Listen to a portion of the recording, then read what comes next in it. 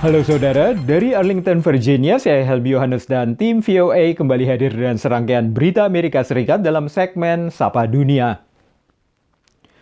Menteri Pertahanan Prabowo Subianto bertemu Menteri Pertahanan Amerika Mark Esper di Gedung Dephan, Amerika. Dan keduanya menyatakan bertekad meningkatkan kegiatan militer bilateral dan kerjasama keamanan maritim antara Indonesia dan Amerika. Pengamat di Amerika merespons perluasan kerjasama pertahanan yang dibahas Menhan Prabowo Subianto dengan Menhan Amerika Mark Esper dalam pertemuan tertutup di Pentagon Jumat lalu. Dalam pernyataan tertulis bersama yang dirilis seusai pertemuan, disebutkan kedua Menhan membahas keamanan regional, prioritas pertahanan bilateral, dan akuisisi pertahanan. Namun menurut pengamat, penjualan senjata ke Indonesia sulit diwujudkan dalam kondisi pandemi. Frankly, with the COVID-19-induced recession in Indonesia and the decline in military budgets that have been announced thus far, it's really hard to see that a major arms agreement is in the works. Dalam rilis Pentagon, Menhan Prabowo mengungkapkan pentingnya kerjasama militer di semua tingkatan dan menyampaikan apresiasinya atas dukungan Amerika untuk memodernisasi pertahanan Indonesia. Menyinggung kerjasama maritim, analis melihat adanya kepentingan di Laut Cina Selatan. The U.S. would probably like Indonesia to take a stronger approach to the South China Sea and a more consistent approach. I don't think the U.S. can prevent Indonesia from having connections with China, but I think there's a desire to have Indonesia take a more robust approach to the South China Sea. Adanya penekanan Menhan Esper terhadap pentingnya penegakan hak asasi manusia dan supremasi hukum dalam perluasan kerjasama kedua negara, pengamat memandang hal itu memang perlu. Prabowo, as the Minister of Defense, has done nothing to push for the further accounting of Kopassus troops or other military units that are responsible or allegedly responsible for human rights abuses. Dalam pertemuan di Pentagon, kedua Menhan juga menandatangani nota pernyataan niat untuk memulai kembali upaya mencari tentara Amerika yang hilang di Indonesia saat Perang Dunia Kedua.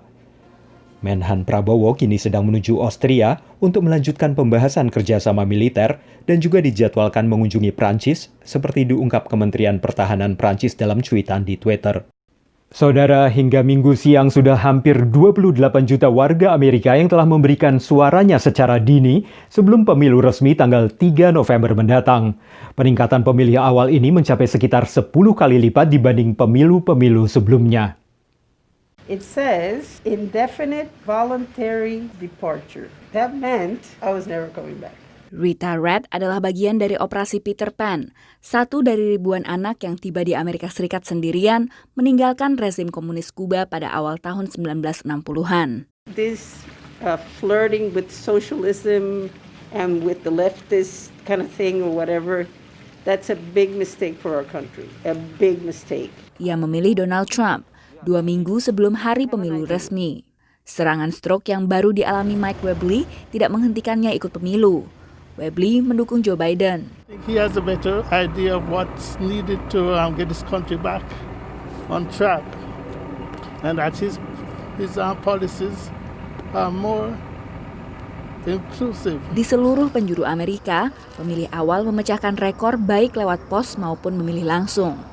Alasan utama mereka, virus corona. Social distancing among some groups doesn't seem to be a standard fare, so again, that's why I'm doing absentee this year. Dalam sejarahnya, pendukung Partai Republik cenderung memilih lebih awal, tapi tidak tahun ini. Data Election Project dari University of Florida menunjukkan pendukung Partai Demokrat yang memilih awal lebih banyak daripada pendukung Partai Republik dengan selisih 2:1. It seems like the intensity is higher than I've ever noticed before in terms of not only people voting early, but wanting to get their ballot in early. Jika tren untuk memilih lebih awal ini terus berlanjut hingga sebelum pemilu, diperkirakan jumlah pemilih tahun ini akan melampaui pemilu 2016 yang hanya mencapai 55% dari total pemilih terdaftar. Demikian laporan VOA.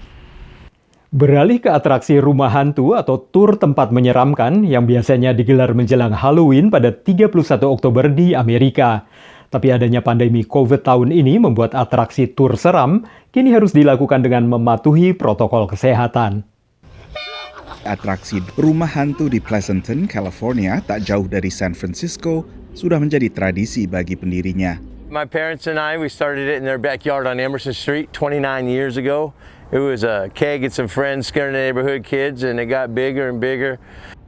Tapi dengan pembatasan sosial serta panduan pejabat kesehatan soal kegiatan Halloween yang aman, rumah hantu Pirates of Emerson menjadi atraksi drive-thru alias layanan tanpa turun. And we came up with this idea of a drive-thru, and off we went, and here we are. You know, it took about 6 weeks to put it together, and there's about 20 trailers full of stuff out here. It takes up about 10 acres, and it's over a 20-minute drive, maybe 20-25-minute drive, maybe if you take it nice and slow. Tanpa turun dari mobil atau bahkan buka jendela, pengunjung dijanjikan pengalaman mengerikan. It's a great way to have the Halloween spirit in 2020 when we really need it. And we're doing it in a way that's super safe. So I really approve of the drive-thru idea. I think it's really cool. Semuanya bisa dinikmati dengan tiket masuk tak sampai $1 per mobil. Aman dari virus, tapi tak aman dari kejutan zombie.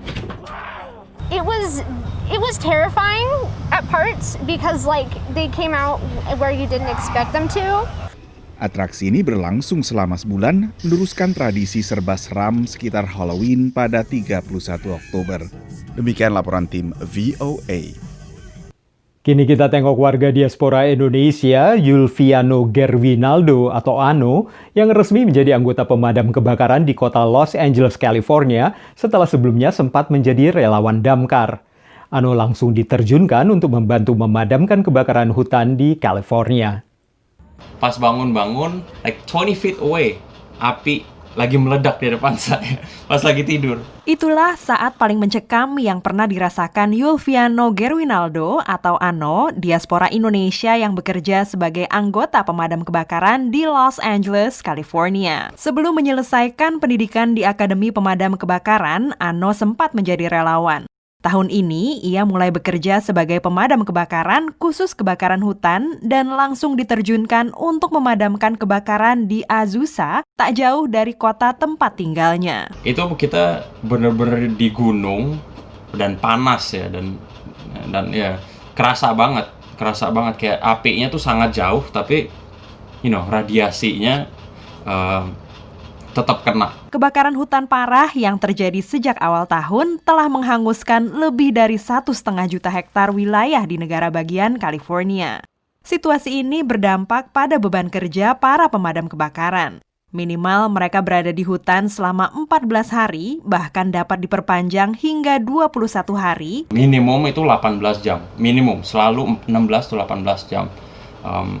Pernah sangat sibuk, kayak 24 jam. Walau pekerjaan ini cukup membahayakan dan melelahkan, tapi Ano mengaku mendapatkan dukungan dari keluarganya. Walaupun terkadang kita suka cemas kalau dia udah harus mengerjakan shift yang panjang, tapi pada saat yang sama kita yakin bahwa ada namanya prosedur yang aman untuk Ano dan krunya. Setiap pagi sebelum aku kerja juga mama selalu SMS kayak bismillah sebelum kerja. Dari Washington DC, Dania Iman, Nia Iman Santoso, VOA. Saudara, kami akan kembali dengan Sapa Dunia Senin depan. Terima kasih atas perhatian Anda. Dari Arlington, Virginia, saya Helmi Yohanes dan tim VOA. Kita kembali ke studio Kompas TV di Jakarta.